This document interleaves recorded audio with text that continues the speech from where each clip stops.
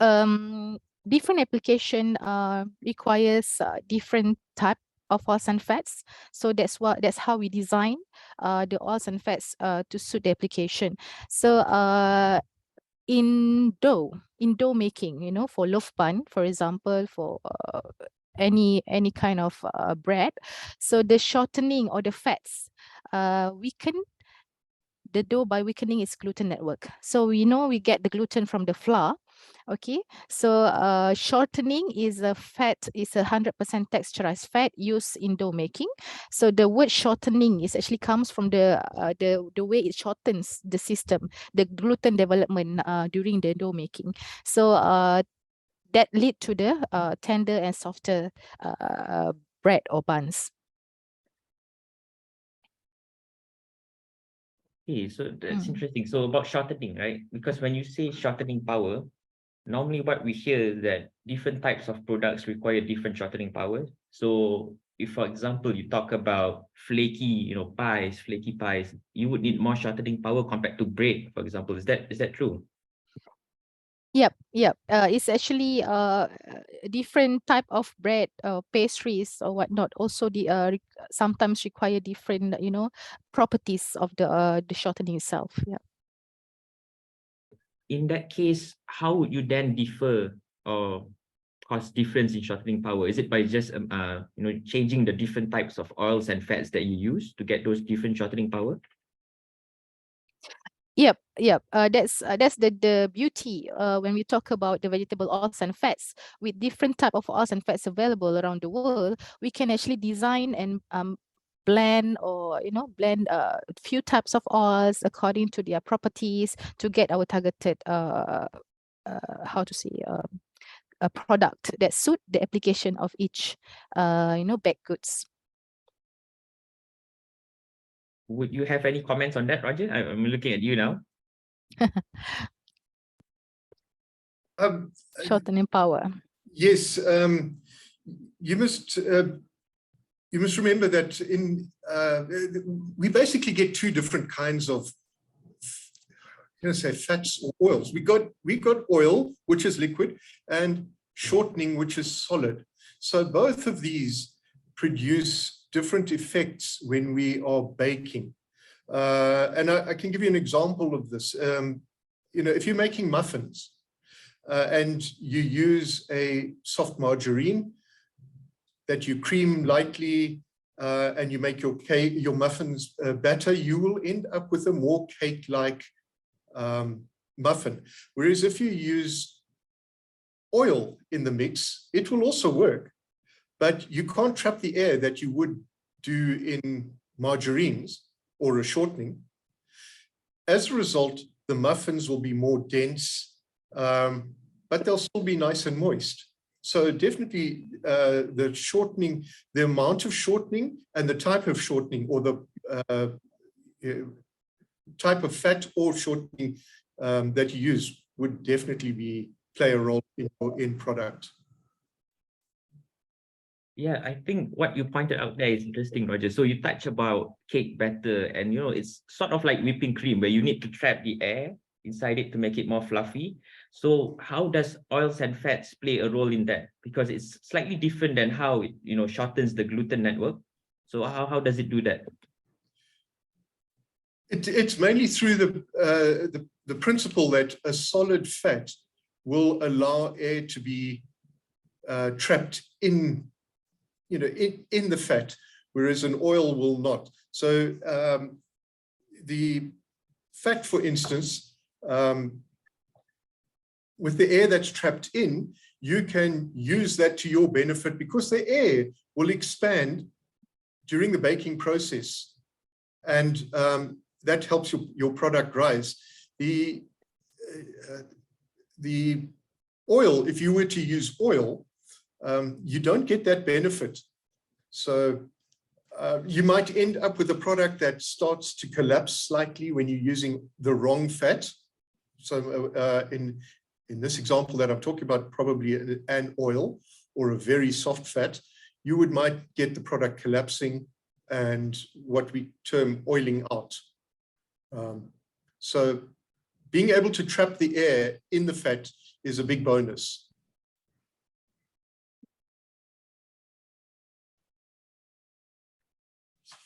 Okay, so also what I noticed is that, you know, for puff pastries or pastries in general, what you do with the fat is that you have to layer it on top of on top of the dough, where you have this, you know, fat slab that you layer around it. It's called layering, but why do you actually need to do it then? When we're producing puff pastry, croissants, Danish pastries, the fat serves a different function to what it would serve in a cake. In the case of what we call laminated doughs, the fat is spread across the mixed dough, and then it's rolled out and folded a number of times to create alternate layers of fat and dough. And during baking, the water that is in the fat, it turns to steam, which separates the dough into layers. This results in a flaky, puffed up product. So you can see in the picture there that there are the layers of dough, the layers of margarine, and they get separated by the steam. We end up with this nice puffed product. So what actually supports the structure? Is it the fats itself? Is it the gluten, or is it something else? No, it's the gluten that supports the structure. During baking, the fat melts, so it wouldn't help very much in actual structure during baking. However, where fat does help with puff and flaky pastries is that when the fat cools down, if you have the correct amount of fat in your pastry, when the fat cools down, it solidifies, and this allows the layers of the pastry to be bound together slightly, and it stops the crumbs or the different layers flaking off and creating a big mess. So fat, although it doesn't give you stability in the baked product, in the finished product, it definitely contributes to the overall appearance and, in a way, I can say stability of the product. Okay, thank you, Roger, for sharing that. So a lot of this has to do with the structure of the fats itself as well. And that's where we move into the, you know, how we process the fats to get the right structure out of the fats. So that's where you go into the process of texturizing. As manufacturers of those fats, we commonly hear this term, but I think it's also good to share with our customers on why do we need to do this texturization process, and how does it help to support or to produce the right type of fats for them to do all these functional, all these amazing functional properties. Could you perhaps share with us on that a little bit more, Amirah? Okay. Before we answer the question, why do we need to texturize? Let me brief texturization. The meaning of the texturization process. Texturization is a controlled process of solidifying the oils and fats. So in simple terms, we have the fat in liquid form, where we actually blend together, and then we make the fat undergo some processes to solidify at the end of the line. For examples, like margarine or shortening is a texturized fat. Okay, so we texturize because that we need certain fat oils and fats in solid form to perform or to do the baking of the foods. For example, like cake and cream making. So we don't actually melt the oil before we use, right? So we use it directly. So that's why we need to texturize depending on the application. Okay, so we have in the slides, you can see the chiller unit, worker unit, and storage. So at the end, at the first line, So we have to liquidify the oils and fats. For example, like let's say we are making margarine, we are texturizing margarine. So we actually combining the fat phase and the water phase with the help of emulsifiers, and then we liquidify the system up to 60 degrees Celsius in order to remove the crystal memory, and then we put through into a chiller unit where shock chilling happens. So from 60 degrees Celsius, the system actually chill down to perhaps 20 degrees Celsius so that the crystallization can happen. Okay, so the first crystallization of oils and fats happen with the formation of very coarse and large and grainy crystals. Okay, and then we go through to the worker unit, which is a mechanical way to actually break down the larger crystals that we created in the chiller unit, so that it can actually develop a more stable and needle size, smoother texture before we actually go to storage. Okay. Okay, so that's the whole process, from the liquid oil to the texturized fat. Okay, so being a complex system, oils and fats actually crystallize or solidify in three fundamental polymorphic forms, namely alpha, beta prime, and beta, as you can see in the slides. So the alpha type of crystal is very unstable. Okay, like I said, has coarse and grainy structure to it, and then as we continue with the texturization process in the worker unit, it's actually transformed. The alpha crystal type transformed to beta prime or beta, depending on the oils and fats used in the formulation. Creating more stable fats and smoother texture of the fat. So we have a stack chair arrangement here. This is actually just one of the two conformation of in which the crystals actually interact to each other. I hope it's actually explained this texturization process. Yeah, Amirul? thank you, Amirah. So the purpose of us doing the texturization process is to get the right crystals. And you are saying that beta and beta prime crystals are normally the crystals that we want for margarine and shortening for the end application. Does that summarize well? Yes, you're right, because alpha is unstable and only creates the nuclei for the beta prime and beta form of crystal to take place. Okay, so both margarine and shortening undergo this texturization process. Then what are the differences? Perhaps Roger could answer this. Why do we actually need margarine, or why do we actually need shortening? Yes, shortenings generally they consist of 99 to 100% fat. In some instances, emulsifiers are blended in, and maybe some antioxidants to improve the stability or the shelf life of the product. But margarines, on the other hand, are formulated to mimic butter. And butter has milk solids, it's got a flavor to it. So in margarines, we will add these kind of things back. Butters, water, salt, flavors, whatever. Emulsifiers, and we add preservatives and colorants. Now, the main thing to remember is that margarine only contains about 80% oil, whereas if you're looking at a shortening, it's virtually 100% oil.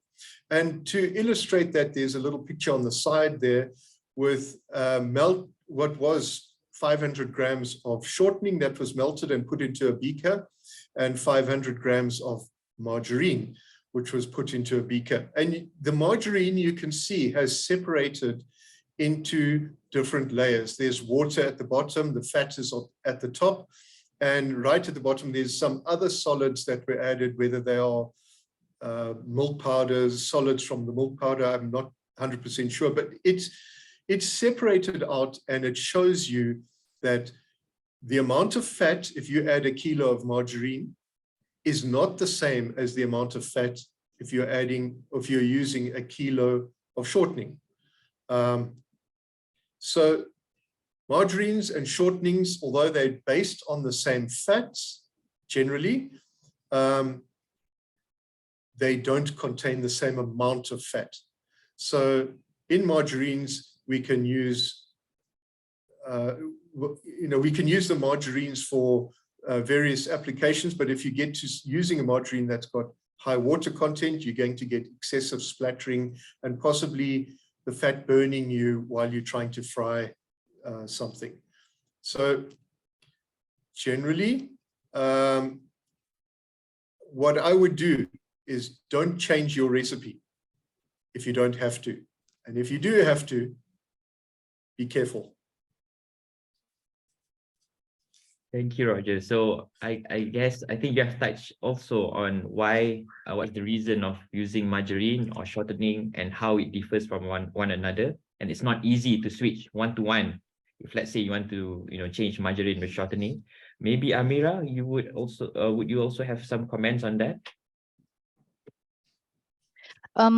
Yeah, there are so many reasons why customers choose to use shortening or margarine in their baking process. We do have cake made from margarine.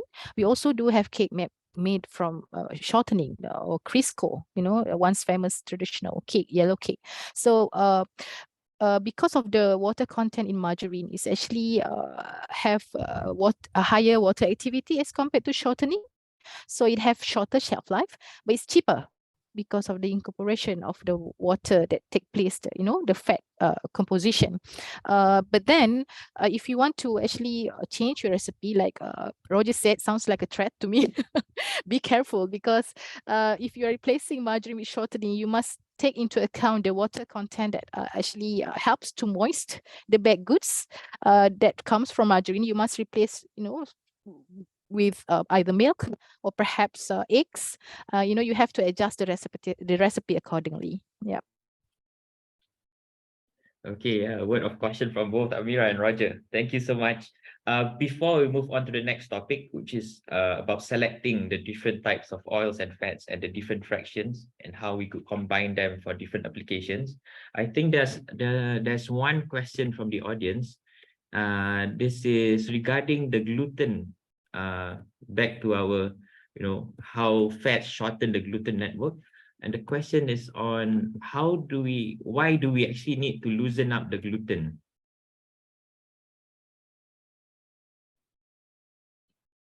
Maybe I can answer that.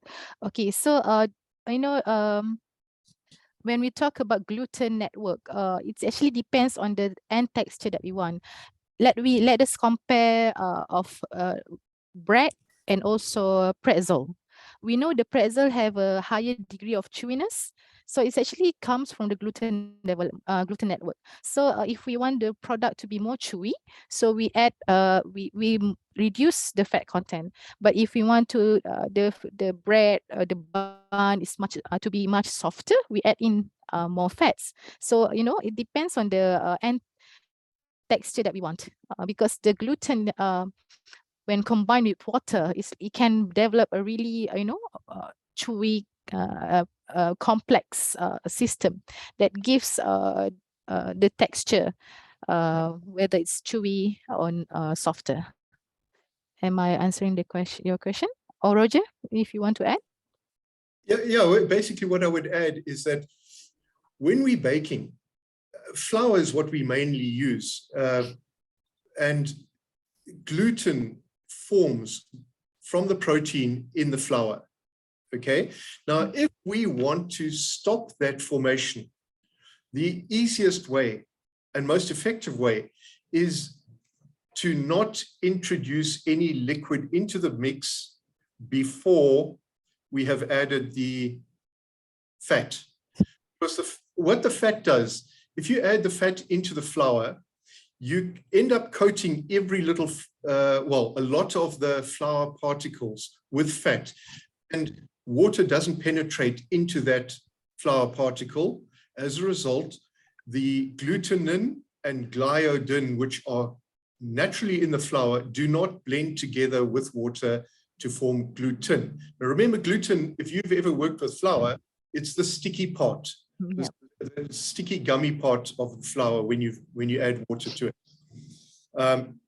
So to stop that forming, we add fat first and coat all the flour particles, and then we can add our liquids. So it all depends what we're trying to aim for right at the end. If we want to make shortbread, for instance, which breaks very easily and almost dissolves in your mouth, then we would need to develop or to mix the flour and the fat well first and add as little liquid as possible. If, on the other hand, we want something that must have big volume like a loaf of bread, we would put very little fat in and increase the amount of water, or use as much water as we can, develop the gluten properly, and as a result, the bread will rise nicely without losing air in the rising process. All right. Thank you, Roger and Amirah. So let's move on to the next topic of our discussion. So you have covered this, you have touched on this, Roger, the difference between margarine and shortening and how they differ in terms of their composition as well as their function. So in terms of the oils and fats blends, when we receive requests from customers, we normally talk about the solid fat content, or the N lines, as some may call it, the different curves that the oil and fat blends will produce at different temperatures. Perhaps as a first step, could you explain what is this curve and how is it relevant to the mouthfeel, the texture, the processes in baking, for example, Amirah? Okay, so this graph shows the melting behavior of different fats. At the axis, we see here solid fat content. You mean in the system, most of the time we have the liquid fats. We also have the hard fats. So the solid portion of the fat in the system at different temperature. We have 10 to 40 degrees here.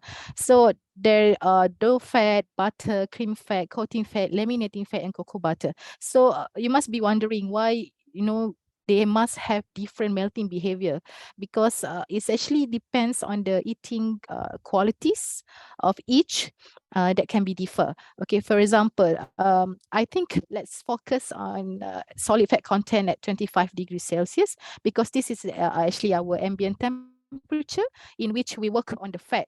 Okay, for example, like I think we use laminating fat as the example, as Roger talked about this earlier. So at 25 degrees that we can see the laminating fat have a higher solid fat content as compared to the dough fat. Why? Because when we laminate the fat with the dough, so we do not want the fat to melt during the processing, during the laminating process, because we want the fat to melt during the baking, so that the steam created from the dough will actually give rise to the flakiness of the product. So that's why we need harder fats. Usually it's harder fats than dough fat, than standard loaf bun dough fat, so that it actually can withstand the laminating process that induces heat. Okay, and then we'll talk about this 35 degrees Celsius. Most of the fats, have less than 10, I would say, % of solid fat content at 35 degrees Celsius. So why? Because this 35 to 40, 35, 36 to 37 is actually our body temperature. So we do not want to have a waxiness sensation when we eat our products. So that's why most of oils and fats, even at different application, will have a much less solid fat content at our body temperature. So we get the good eating qualities. It's not waxy, it melts in our mouth. So that's how we design the fat according to the application. Thank you, Amirah. So I think that also explains, why you need these different fat blends for different applications, and it relates back to how it melts, the melting profile of each of these fat blends. So that leads us to the next question then. How do you actually, blend different types of oils and fats to get these different solid fat content, solid fat curves? In nature, each type of oils and fats have different properties, different, how to say it, such as an example, palm oil is a semi-solid at room temperature. So, if you actually have a liquid palm oil and you let it cool at room temperature, you will see a separate layer. We have the liquid portion as well as the hard portion. Sunflower oil, for example, is 100% liquid oil at room temperature. So, they appear like that because of the different solid fat content across the temperature. So we mixed usually for dough fat, for example, we mix liquid fat and hard fat so that it comes in between the properties that actually works better for the preparation of the baked goods. And I'm guessing us as the manufacturers would also have some modifications that we put in so that we can, change the properties of, natural oils and fats. Maybe you or Roger could explain a little bit more on that. Yeah. Are you gonna explain there, Amirah? Okay, Ken. Yeah, let me explain the first modifications that we have here. Okay, so in the slides, you can see there are four main modification of oils and fats that we can actually do. Why we are modifying the oil? Because it's in nature form, it has limited application. Okay, so that's why we sometimes need to modify so that it can suit the application better. Okay, so there are four here. Blending, I would start from the bottom, from the simplest one. Blending, rearrangement, or we call as interesterification. We have fractionation and hydrogenation. So when we talk about oils and fats, the building block is the triglycerides. It has 3 fatty acids attached to the glycerol backbone. So the different fatty acids at the triglycerides actually determine the melting point, the solid fat content, the melting behavior of the fats. So by blending, so we can actually modify we can get 2 or more oils and fats with their own properties to combine together to meet the middle range. That's how we modify the using blending process. And then we have the rearrangement. So between the fatty acids in the triglyceride chain, we can rearrange the position of the fatty acids inside the system. So by doing that, we created more different triglycerides with different properties, and hence designed accordingly to the application. And then we have the fractionation. It's a separation of fat in a high melting stearine, a low melting olein phase.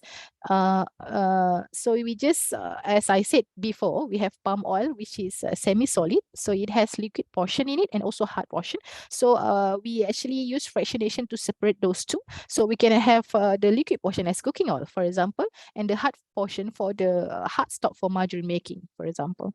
And then we have hydrogenation. So it is a removal or change of unsaturated fatty acids by the addition of hydrogen to increase the stability and to change melting behavior. So it's also called as a hardening process, in which the end product is always harder than the feed oil. Okay, so we actually attack the double bond, the unsaturation in the fatty acids, and include add the hydrogen into the chain. So it's hardened. So the melting point will increase. The solid fat content also will be harder. Okay, so that's 4 types of modification that we can do to oils and fats. Thank you, Amirah. And I think it's also important to point out that normally as manufacturers, what we do is we do a mix of modifications, so that even increases the possibilities of having these different, solid fat content or solid fat curves tailored to specific customer requests and applications.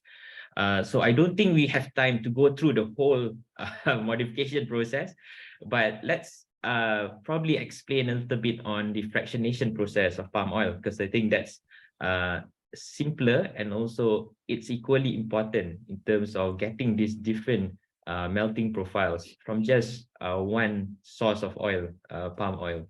Maybe Roger, could you take us through the process of fractionation and how it, it produces these different fractions with different properties? Certainly. As Amirah mentioned, palm is made up of varying levels of harder and softer components. And we're able to exploit this characteristic to separate, or what we call fractionate, the oil into different grades. So in very simple terms, what we do is we cool down the oil.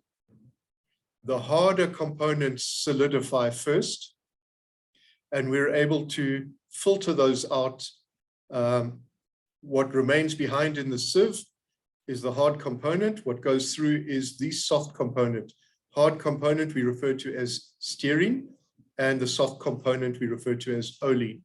So we can get, from palm oil, we can get palm oleine or palm stearine. We're able to repeat this process using what we've just sieved out, and we can get a super oleine or a mid fraction from the oleine, or we can use the stearine and get a soft stearine or a super stearine. So it's basically just a cooling process that filters out the solids at different temperatures. Thank you, Roger. And if we see the top right curve, even with just fractionation, we already get these different, solid fat curves. And I think I would like to stop there first before we move on to the next section of clarifying misconceptions, because in the Q&A, there are actually some questions. Probably the first one is on emulsifiers. So this goes back to the usage of emulsifiers for margarine. How do we know? Because there are different suppliers for different types of emulsifiers, what is the best way to select the right emulsifier? Does it depend on the blends of palm or the blends of oils and fats that we use?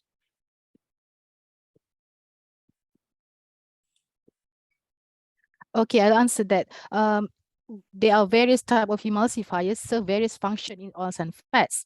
Okay, as we went through the creaming process before this for cake batters or for whipped cream or cake cream.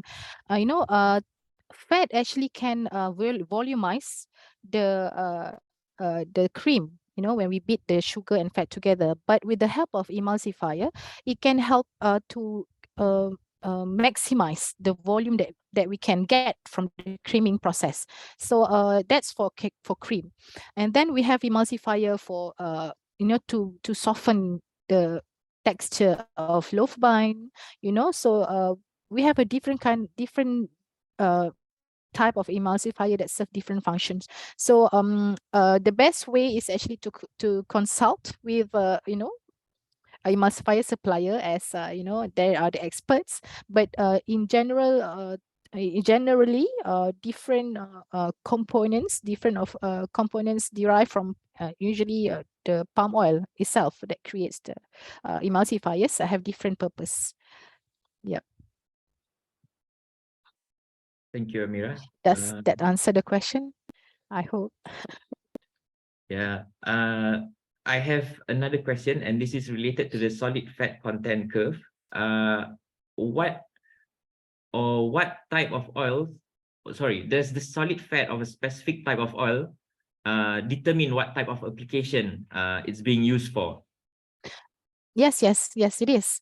In frying, for example, especially for consumers or homemakers, the frying oil, the solid fat content might not be the the most important properties that we look at, but for cake, for cream, or for pastry fats, like I actually explained before, we need the hardness at 25 degrees Celsius or 20 to 25 degrees Celsius as we work the process at that temperature to be harder, to be higher in SFC, in solid fat content, so that the fat really serve its function in creating the flakiness of the pastry at the end of the baking process. So yes, solid fat content in specialty fats, like in perhaps ice cream, of course, we ice cream is we want the ice cream to really melt in our mouth, so we need to design the fat that actually have almost 0% of solid fat content at our body temperature. So yes, SFC plays a vital role in the consumption of the product that we eat. Thank you, Amirah. So I think in addition to that, there are also some factors that might influence the type of oils you use, and that includes sustainability factors. And also, perhaps this is also a reason why, if we look at some of the food trends that's happening in Europe, for example. So if we want to go for low saturated fat content, which we'll cover later, there's also a limit to how low that you can go because of this solid fat curve, because you need some of that saturated fats so that you get that nice melting profile, and hence why you can go lower than certain limits. But we'll talk more about that during the misconceptions segment.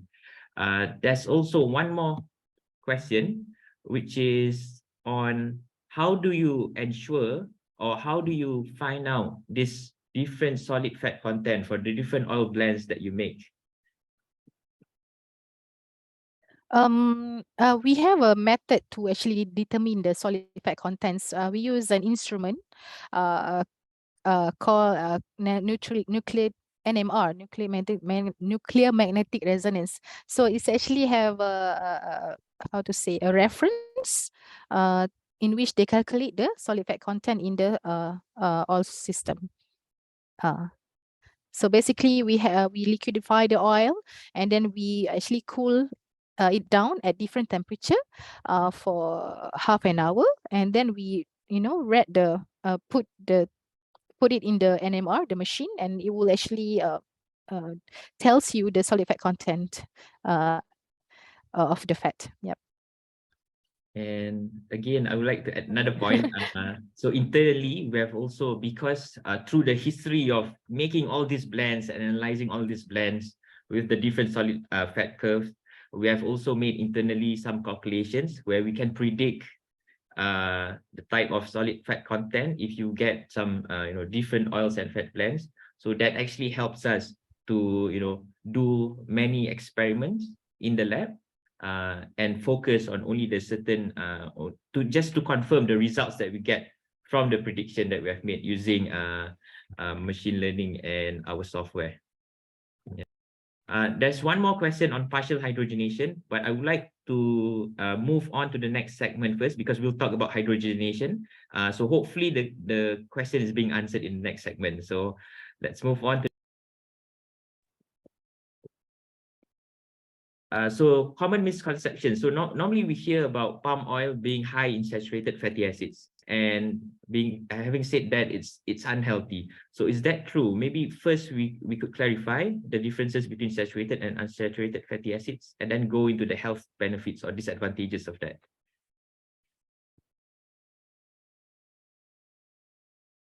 So I can start first for the saturated fatty acids. So you might heard of this SAFA, PUFA, MUFA, because you can see on the food packaging, it's labeled there under nutritional information. So what is saturated fatty acids? So when we talk about the fatty acids, we have saturated and unsaturated fatty acids based on the presence of the double bond in the fatty acid chain. So for saturated, so this name, it doesn't really have any double bond, but for unsaturated, it has one or more double bond inside it. So if you can see the bar charts here, so it's grouped to two solid fats and oils at room temperature. I believe this is at room temperature.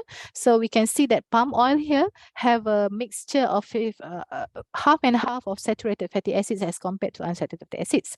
But then it contain more saturated fatty acids than oils, seed oils at the bottom of the bar charts. The canola, the sunflower contain lesser saturated fatty acids content. So that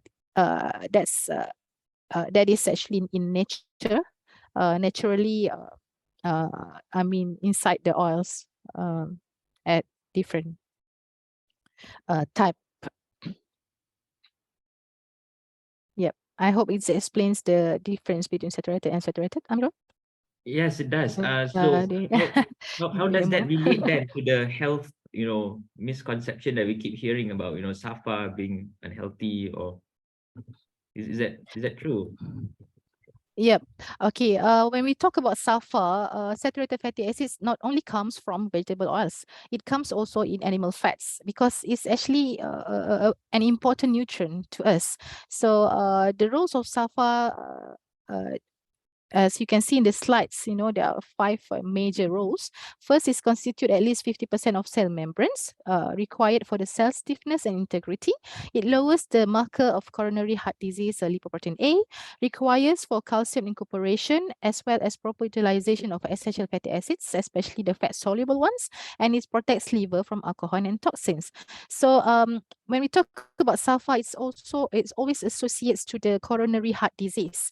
Okay, from previous studies for so many years, there are several studies that actually support this idea of having sulfur that lead to the coronary heart disease, but some is actually have adverse effect. So I think it's still a variable because of the saturated fatty acids also comes in different group. We have palmitic acids, we have lauric acid, we have stearic acids, all are saturated fats, but they have different chain length and everything. So the metabolism and the mechanism of absorption is different. So it kind of a vague area when we talk about association between sulfur and CHD. So I think uh,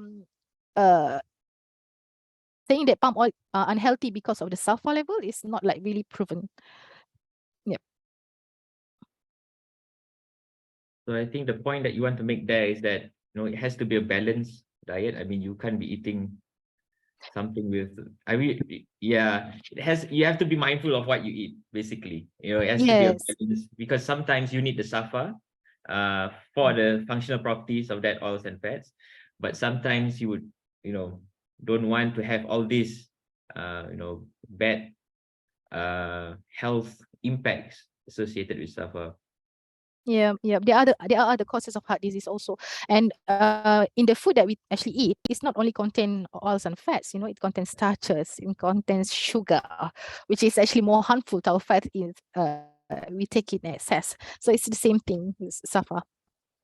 Okay, thank you, Amirah. So I think let's move on to the next misconception. And I think this is related to one of our audience's question on partial hydrogenation. And if we already know partial hydrogenation forms trans fatty acid, why do we actually still do that? So I think we can clarify it here. Perhaps as a start, maybe you can take us through, what's the difference between cis and trans fatty acid? How does it come about? And what are the laws in different countries regarding trans fatty acids? Okay, so because when there's double bond in the chain, so it actually can move around. So to create a transformation. So naturally, most fatty acids comes in the cis form.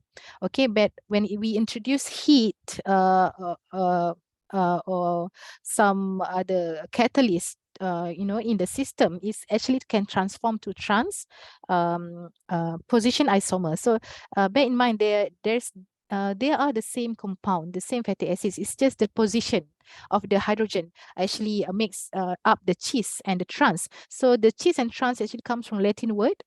Cis means same and trans means opposite. So that's how the hydrogen actually uh, uh, uh, attached to the double bond chain. So that's the difference between cis and trans. And because of these positional isomers and formation, it has different melting point. Even is the same, carbon number and whatnot because of the position. Yep.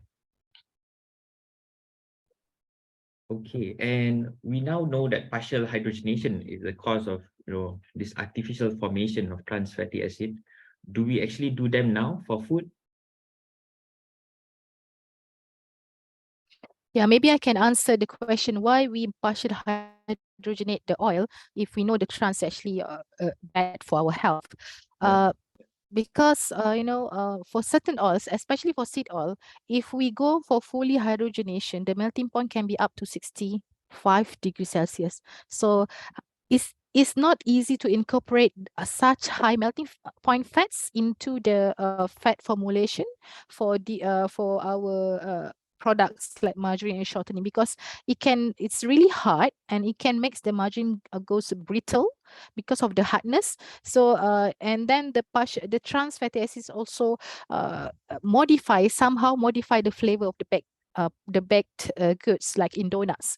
That's why some small customers still prefer to use partial hydrogenated fats. But yeah, we have so many options now that we can actually replace the partial hydrogenated fats for different application. Okay, and I'm guessing in these different countries, there's already a regulation that limits the amount of trans fatty acid that you can have in food, right? Yep. Yes. As you know, this year, 2023, so the World Health Organization really want to impose, make some every countries to actually review their trans fatty acids regulation in the food products. So it's happening around the world, and even in our neighboring countries, Thailand already banning the partial hydrogenated fats in their food products. Singapore applies mandatory limits to the food products in their market. India, Philippines, and the Republic of Korea also require labeling on the packaged food. So it's happening around the world, and then the trend is going away from the partial hydrogenated fats. Okay, so it's then safe to say that most food markets, you will not see this high levels of trans, where you have regulations to limit the amount of trans less than 2% and so on. Yeah, it That's differs the by same. countries. Okay, and that's the same for you, right, Roger, in South Africa or in Africa in general, the continent? In South Africa, the legislation says that there's a maximum of 2% trans fats in food. That's in things like margarines or shortenings that we produce. Butter has higher levels. Animal-derived fats have higher levels. So the legislation isn't covering those. It's covering margarines, shortenings, that sort of thing. The legislation doesn't say you may not hydrogenate. All it says is you may not sell products with levels of trans fats higher than 2%. Right. Thank you. Let's move on to the next misconception topic. I'm just getting hold of the slides. Yeah. Okay. So margarine is not a good alternative of butter. We commonly hear this from the market and also from customers. What do you have to say about that, Amirah and Roger? Well, it definitely can replace butter. Butter still remains the holy grail in terms of taste, but it's not usable in all sorts of applications. It's very difficult to use if you're making puff pastries or something like that. So margarines are better in that respect. But in terms of nutrition, trans fats are no longer an issue in margarines, whereas they are still present in butter. Margarines are definitely a lot cheaper than butter. In South Africa, they're in the region of 20 to 25% of the price of butter. So if you're paying 100 Rand for a block of butter, the same size block of margarine will cost you probably 20 or 25 Rand. It's significantly cheaper. The other thing about margarines is we can adapt them. We can formulate them to suit the climates where people are using them. And we can formulate them to create the right functional properties, whether we want to spread or whip or cream products, we can formulate the margarines, which butter is a standard thing. So it's not so easy to change it. Yeah, I think just to add, we also see the Buttergate scandal, I think, which happened a few years ago, where we see even butter is sometimes not consistent because it depends on what the cows eat. So if there's more palm oil in the feed or palm kernel in the feed, then you'll see more palmitic acid in the butter, which causes it to be harder. So sometimes butter is also not consistent because it's natural, right? But with vegetable oils and fats, with plant-based margarines, for example, we are able to tailor-make the requirements by blending the different oils and fats and doing the different modifications. Thank you for that, Roger and Amirah. I'll go to the last misconception, which is butter is more sustainable than margarine. Is that true? So just to show here, this was a study done by Quantis, an environmental sustainability consultancy firm, together with Upfield. So they have surveyed about 212 plant-based spreads in 21 different countries and compare it with dairy butter. And across, all three points, it shows that plant-based margarine from different types of oils and fats on average, have lower impact to the environment compared to dairy butter. But of course, this is origin specific. So for example, if you go to Ireland, then you would see that their dairy butter would have less impact on the environment just because they have better systems there. And if you go to Tunisia, for example, the olive oil might use more water in a country where it's difficult to get water because of the drought. So that depends on the origin countries, but overall, in general, you see that plant-based margarine has lower impact to the environment compared to butter. And last but not least, of course, it's a bit biased, but we are the world's largest sustainable palm oil player, so we have to show this. And it's actually true palm oil has the highest oil production or highest yield compared to other oils. And that translates into, you use less land just to get the same amount of oil. And also, as we have seen in earlier presentations, it's not an easy one-to-one substitute because you need those solid curves, those melting profiles for certain applications that you can't substitute with other types of oils, with soft oils, for example. So it is here to stay. And also the availability of certain oils, for example, like shea olein, shea stearin, the availability of that is just too low to support the whole industry of biscuits, of bakery, for example. So I think it's safe to conclude here that as an industry, together we should support, sustainable palm oil producers. Because, for example, like some Darby, we are pushing the boundaries of the yields that we are getting from palm oil by doing initiatives like improving efficiency of the processes we have in the mills and plantations to increase the yield by 1 metric ton, and also to cultivate high yielding types of seeds, palm oil seeds in our plantations. So having said that, I think we'll move on to the Q&A. I know we're running out of time now. I'll just look at the questions that are posed by our audience. So there are actually a few. The first one is, what's the biggest challenge for product development? Yeah, maybe I can answer that. I think one of the biggest challenge is to satisfy requirements from different customers around the world. Mainly because, they have different palate and preferences. They can use a very different fat for same application. For example, like vegetable ghee, I remember one of the project. So some part of, I think in Pakistan area, they prefer a grainy kind of vegetable ghee as opposed to, other parts of the world that wants to have smooth texture of the vegetable ghee. So, it's the same product. Can be for the same application, but different requirements. So I think it's a challenge to actually satisfy all of those. Yeah, for me, that's one of them. Yeah. I think if I can just add there, one of the other problems is a sort of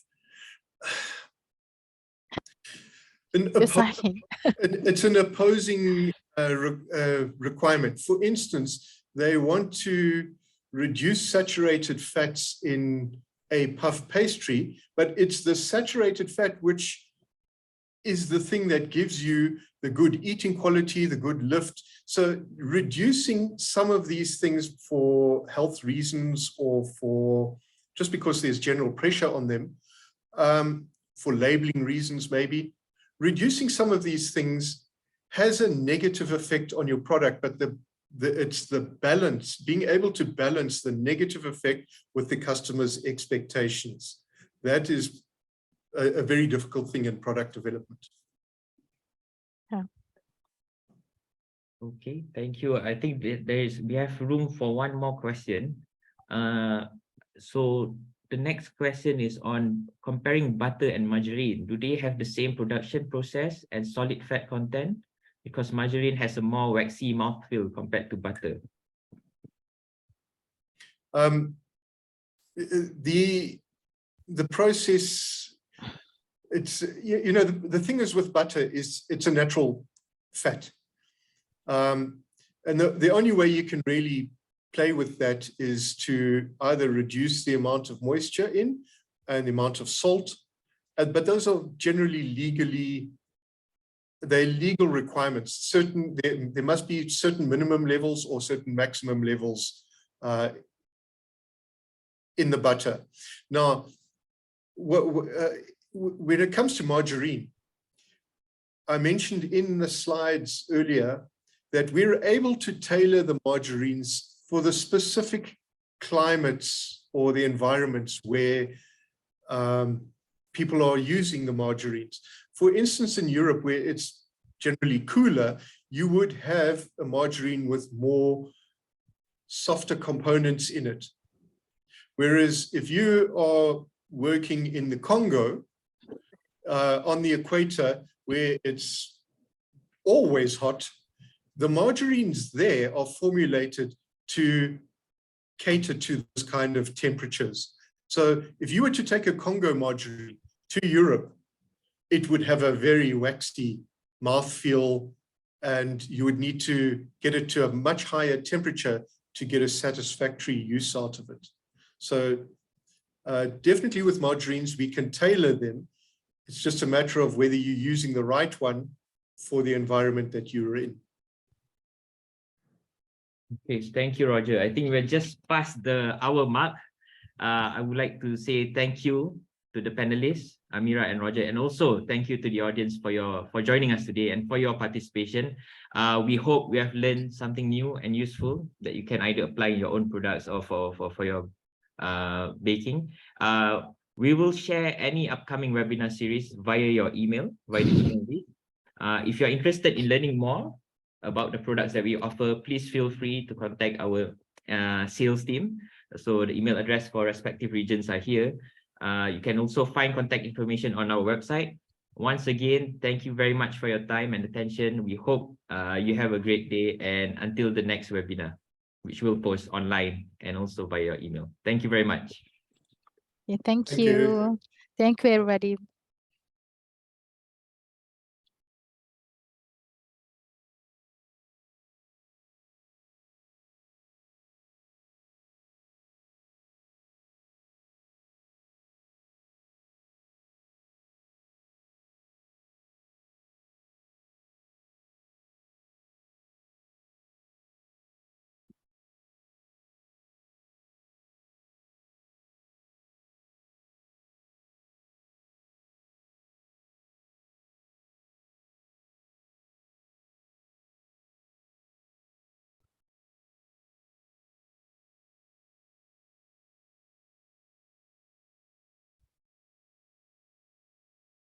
Thank Well you. done, Amirah.